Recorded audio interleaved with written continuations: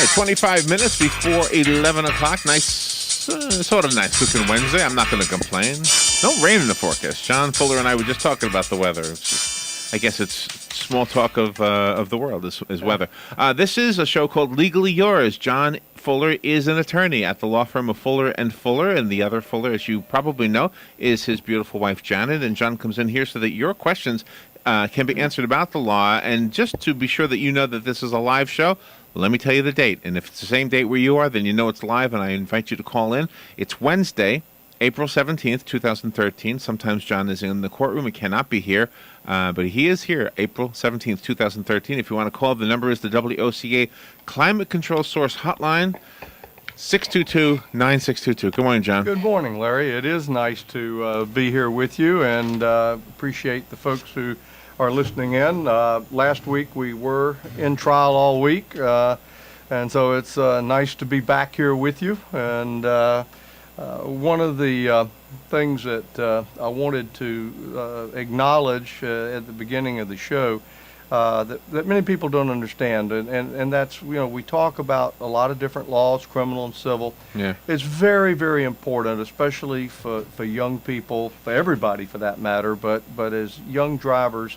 not to drink and drive. And Yeah, I know right. I know that's a cliche sometimes, Yeah. but I want to really commend the Ocala and Marion County law enforcement community, the paramedics, Robert's Funeral Home, what they've been doing, and I learned this just yesterday, is that they are putting on a dramatization for high school students at really? all the high schools. And they have real actors, people acting out roles. They set up on the football field. They have real automobiles. And the scenario is a young girl in a prom dress with the corsage, and her date's picking her up, and the parents are there saying, now be home by a certain hour, and don't drink, don't drive and drink, etc. They go to the prom, and then they cut away, and they have actual wrecked vehicles that are covered with a tarp that they then uncover and segue to the next scene. They have another girl dressed in the same dress with the corsage, covered in blood, in the mangled automobile, with the actual paramedics extracting her and doing basic life support, trying to resuscitate. Then they have the ambulance. Then they show the law enforcement officer having to go to the parents' house and tell the parents that the young girl is dead. She wasn't drinking, but her date, who was driving, was. Yeah. Then it segues to the funeral. Robert's Funeral Home did a hearse for the dramatization, at least at one high school. There may be other Hires Funeral Home may be doing it also. I don't want to pick favorites. I'm only saying it's an elaborate dramatization that is having a substantial impact on the young people of the dangers of drinking and driving. And while we talk about our laws, and I'm a big believer in the presumption of innocence, and everyone has a right to a trial, it's something that is very, very serious, and I commend all of the people who participated in putting this very elaborate dramatization on. Our law enforcement community here, the paramedics, everybody. It was quite impressive, and I think, and I hope that it has had a very big impact. Sounds impactful.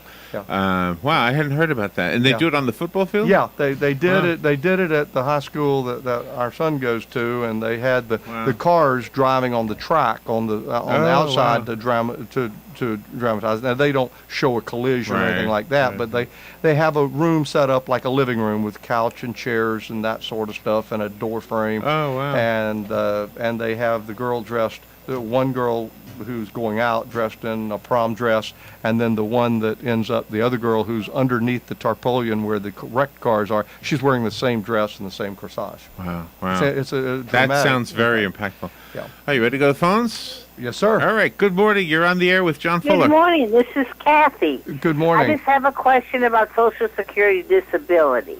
Well, and the beginning process. I noticed in looking through the legal ads that some attorneys would rather do the whole process, apply and do the whole thing so that's done in the correct language.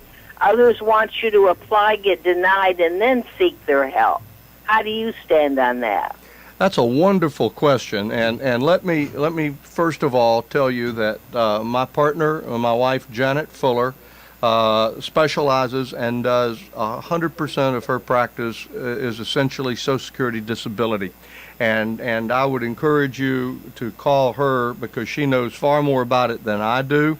The office number is 352-547-4292. My belief is, and she can correct me on this because I don't practice in this area, my belief is that generally the most appropriate time for the attorney to get involved is after the initial paperwork has been denied, because the initial paperwork is generally very pro forma to fill out, and I think that most of the cases that she is involved with, she gets involved after the initial denial, and then that is when you are entitled to a hearing before an administrative law judge, and where an attorney is very, very helpful and invaluable in marshaling the appropriate medical records, determining the correct onset date of your disability, and in challenging the vocational expert that the Social Security disability usually calls, who quite frequently, almost in every case that they're called, in fact, I will say if they're called, they always testify that you are not disabled.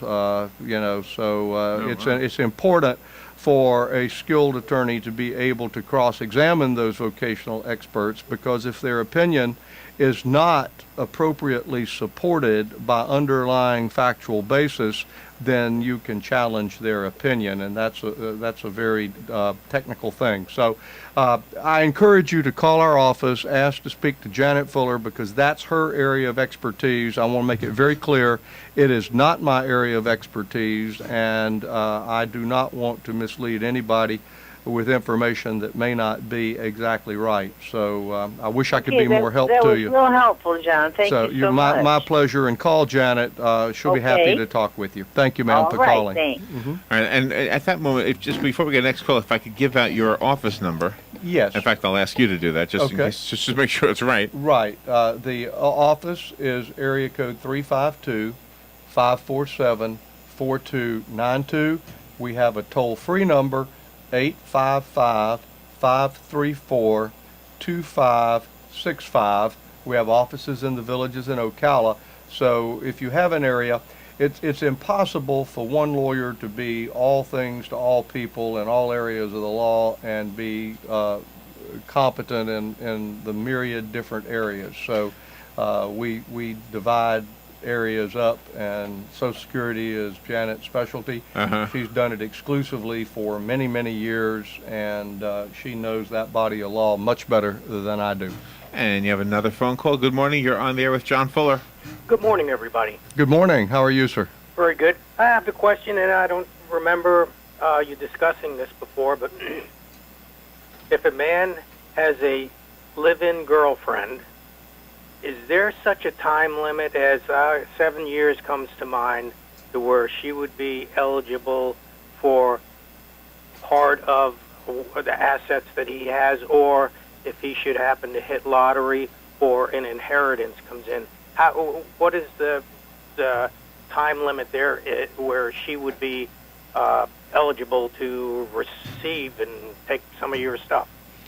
Well, Florida does not recognize a common law marriage where people live together as husband and wife, hold themselves out as a married couple. A live-in relationship in Florida cannot ripen into a marriage. There is no Florida law or Florida case that I am aware of that is a, quote, palimony type case that they had in California about 25 or 30 years ago. That's the word I was thinking of. Florida does not have a palimony statute. There are some potential causes of action that one could conceivably make an argument that an implied contract has arisen if someone agrees to something such as the ownership of an automobile or that sort of thing. If it involves real estate, real property, we have a statute that is known as the statute of frauds, and it says that no agreement concerning an interest in real property is enforceable unless it is in writing, signed by both parties, and therefore you could not have an interest in real estate ripen as a result of any oral promise or the fact that you may be in a live-in relationship. So just off the top of my head, and I have not researched this, and if it's an issue that is of consequence, the appropriate thing to do is to make an appointment with an attorney and have the area of the law thoroughly researched to get a definitive answer on it. But I don't know of any particular time from the standpoint of Florida property law or matrimonial law. Again, whether or not there are any federal regulations, I don't believe they are, but that's an area that's beyond just a generic answer at this type of a program.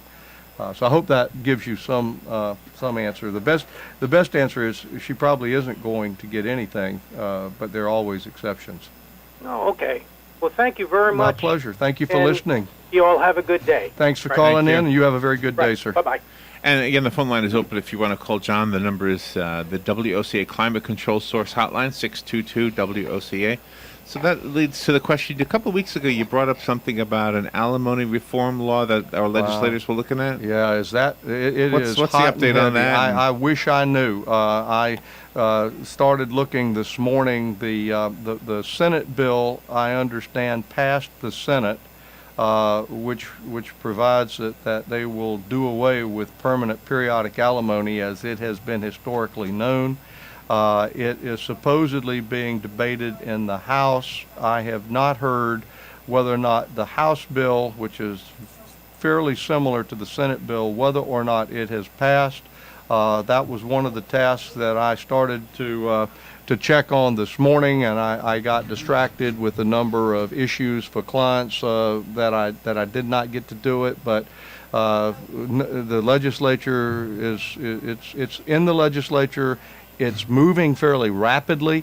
It has support, and it's going to raise a lot of questions. It's going to raise questions if it passes. When does it become effective? Right. And does it apply to old divorce cases that are over? Does it apply to divorce cases that are pending now? Or does it only apply to divorce cases that are filed after the effective date of the statute? And right now, Larry, those answers to those questions, at least to me, are unknown and unknowable because I have not seen a final version of the law. And even after assuming it passes and assuming the governor signs it, then it's got to be analyzed as to whether or not it is constitutional or not, and I'm sure there will be fertile litigation challenging it. It has been opposed by the family law section of the Florida Bar. It has been opposed by the Florida Matrimonial Lawyers Association, who have lobbied against it. They defeated it last year. It has come back this year and appears to have a lot of support. And I don't really know more than that because the process is ongoing. Let me put you in the position of being the attorney for a woman who's going through a divorce. I'm just going to create a little scenario real quick. This is not a real story. I'm just making this up. And based it on today's laws, not the proposed law, okay? So let's say she's married to a doctor. And for the 8 years that he went to school, they lived together. After he graduated school, they got married. Now, the first 8 years, she was working as a secretary, and he basically was just going to school. So she was really supporting him for those first 8 years. Now they get married. They're married another 8 years. So it's equal time where she was caring for him and equal time where he was caring for her. Now, of course, his care for her is based in part by the support she gave him before being married.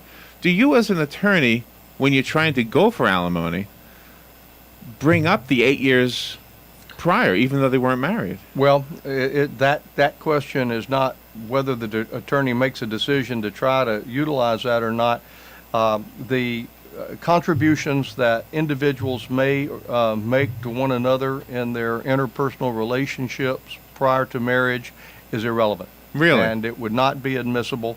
And she could have served him daily, cared for his every need, paid for his education, and those things do happen.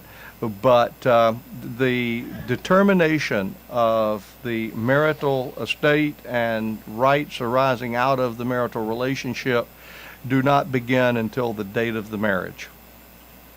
And your hands are tied, huh? The law says that those things have no bearing. It under the scenario that you presented to me, right, it would be an 8-year marriage, and the court would make its determination upon what happened during the 8 years between the date of the marriage and the date the petition for dissolution of marriage was filed. And the way I understand the new law is that if it passes, she would then be eligible for 4 years of alimony, because they say half the length of the marriage.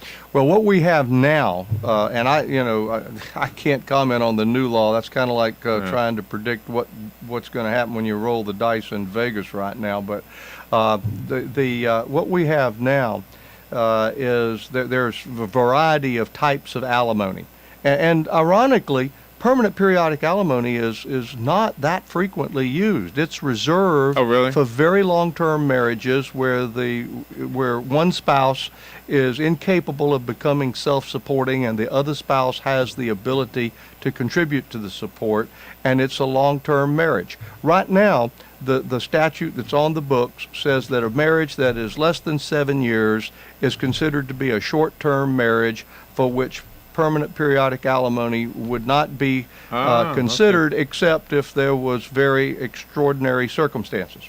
A marriage that is between 7 years and 17 years in length is considered an intermediate term marriage where there is no presumption for or against permanent periodic alimony, and marriages over 17 years are considered long-term, and there is a presumption that the court would look to determine to see if permanent periodic alimony would be supported by the facts. Now, when you said like 4 years, what the legislature passed a couple of years ago was a new form of alimony known as durational alimony, which was for a marital situation where permanent periodic alimony was not appropriate and where rehabilitative alimony was not appropriate, nor was bridge the gap alimony. All of these are different statutory types of alimony that the judge has the authority and the discretion to choose any or a combination thereof. Durational alimony basically says that it shall not exceed the term of the marriage.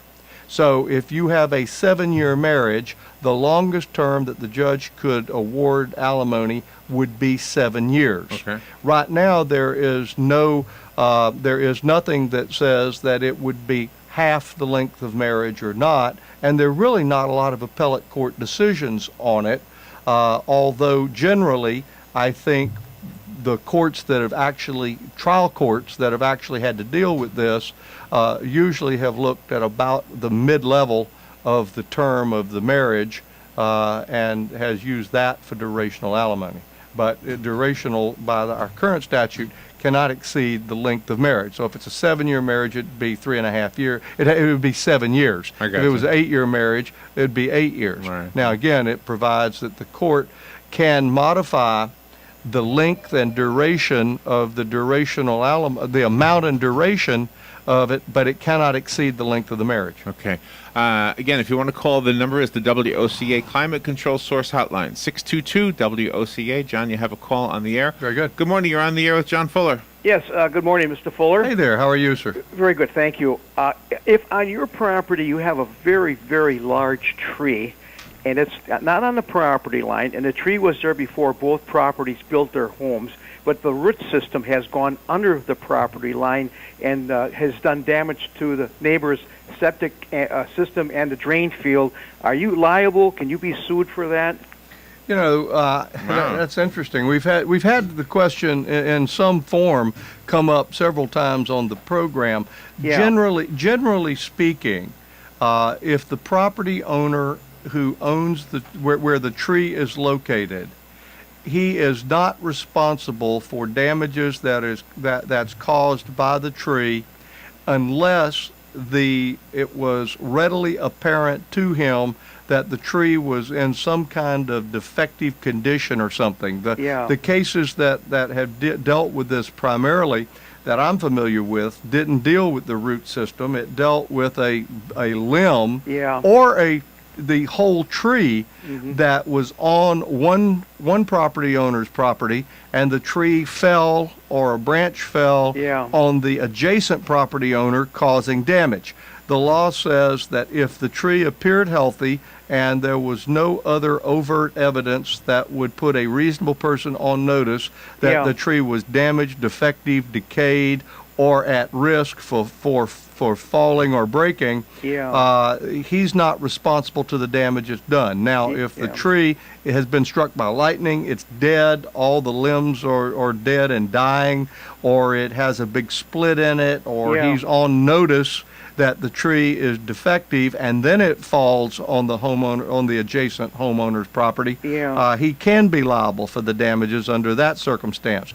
I don't think that something that was underground would be readily apparent, and I suspect that the owner of the tree would not be liable for the consequences of the root system getting in the septic system of the adjacent property owner. This is going to be bad news for the people that are been affected, because the people that came in to repair the septic and replace the drain field said that tree has got to go because you're going to be having the same problem in about 5 years from now. We'll be right back here. Now you make a good point. Now you're on notice that the tree creates a hazard. Right. And once that happens, I think the appropriate thing is the people who had their drain field and their septic tank invaded by the roots and had to repair it, now that they are on notice that this tree is putting out those types of roots, I think that the homeowner where the tree is located is on notice and should remove the tree. Okay. If the homeowner doesn't and the roots invade the system again, then you may be looking at a totally different scenario. So, how about the affected people just removing and replacing their septic systems in a different location on the property? Well, I suppose that would they could certainly too, do that, but there's more to that than simply relocate. First, it's very expensive, and secondly, the way a septic system, as I understand it, is designed to run, it has to be located on the property so that you can locate the drain fields that will flow downhill. Exactly. Because water and septic content, like everything else, does not run uphill. So you may have property that you want to move your septic tank to, but if it's in an uphill location, you may not be able to make it work. And you get into a whole bunch of expense. Septic tank work is very expensive. Right. Especially also you have to worry about the permeability of the soils. And some systems, the soil is so non-permeable, you have to build a mound system. So I suspect I've heard about that. Those people are looking at, if they're thinking of moving an entire septic system, they're looking at a pretty substantial outlay of money. It's a situation that happens so often. The tree was there before both properties were built, and it was probably at that time not a really good sized tree. Now it's humongous, and it's causing these big problems, And nobody knew that it was going to be a problem way back, but now it is a problem. Well, and then the other thing the homeowner would be entitled to do that has the septic system that has been invaded, now that they know this is a problem, they could go out there without having to get the permission of the adjacent property owner and they could dig down on a periodic basis Yeah. all along their property line Okay. and cut off those roots. Yeah. And if that kills the tree, they're not going to have any liability for doing that. They have the right, if the tree is growing onto their property, just like if a tree is growing over your property, you Yeah. have a right to cut the limb Right. without having to get permission from the property owner where the tree is located. Okay. You have a right to remove the limb or the root system back to your property line. Okay. Thank you very much. My pleasure. Thank you Bye for now. calling in. Have a good day. Yeah, and that's why we listen to you. It gives us a little. I don't know if he's preparing to take somebody to court or somebody's preparing, but it gives him a little bit of. We get some very interesting questions. We have wonderful listeners, and I always want to express my appreciation to the people who listen to us and take time to call in. We practice at the law firm of Fuller and Fuller, and if you've been in an automobile accident or you have a business or commercial controversy or a Social Security disability case, or if it's a major significant family law matter involving substantial assets or complicated issues, those are the areas that we specialize and focus our practice in, and we would be pleased to try to help you if you would call us. And John, before you leave, just give us your office number again. It is 352-547-4292. And you can call us if you need that number repeated over the phone. We'll be glad to do that for you. John Fuller, thank you so much, Thank you, John. Larry. Good to Always a pleasure. Good to see you. We'll take a little break. We'll be right back.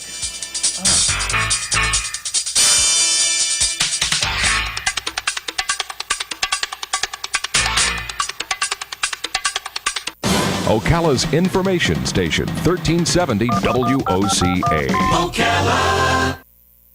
ABC News Now. I'm Karen Chase. The search for the Boston Marathon bomber is intensifying. FBI investigators are poring over hours of videotape and rolling it backward to determine